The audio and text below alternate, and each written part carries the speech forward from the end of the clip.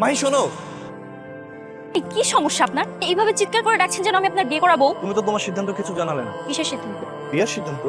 আপনি কি পাগল? আমি আমার মেয়েকে দেখাইলাম না আপনাকে? এক বাচ্চার মাকে আপনি কেন বিয়ে করবেন? মেয়ে আছে কিন্তু স্বামী তো নেই, তাই না? বিয়ে করতে চান তো এটা আমাকে বলছেন কেন? আমার বাবা আছে, তাকে যেয়ে বলেন। আচ্ছা ঠিক আছে, চলো এখনই যাই। কি অদ্ভুত, আপনি যাবেন কেন? আপনার বাসায় কি বাবা মা কেউ নেই? গুরুজনদেরকে দিয়ে বিয়ের প্রস্তাব পাঠাবেন। আচ্ছা ঠিক আছে, থ্যাংক ইউ। ওয়েলকাম। মা, তুমি এক কাজ করো, মাইকে পাঠিয়ে দাও আর মেহমানদের জন্য নাস্তা কিনে একটু চলো। হাই মা, তুই এখানে বস, তুমি আমার কাছে বসো। মাশাআল্লাহ, কি সুইট বাচ্চাটা। বাচ্চাটাকে দেখে বাবা মা ডিভোর্স হয়ে গেল। আমার ছেলে তো খুব পছন্দ ছিল। আর আপনার আমাকে পছন্দ হয়নি? মাহি,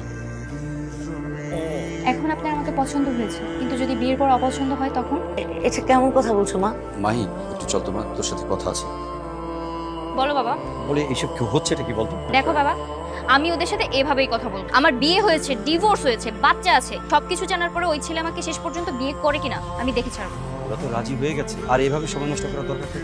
ওই ছেলে আমাকে বিয়ে যদি করে, বাসর ঘরে আমি ওই বাচ্চা নিয়ে যাবো। দেখি না না, একদম ঠিক হবে না রে মা। ঠিক আছে, তাহলে বিয়ে করতেও পারবো না। ঠিক হবে, ঠিক হবে, যা বলবে তাই হবে, কেউ জানবে না। চল। ঠিক আছে, চলো।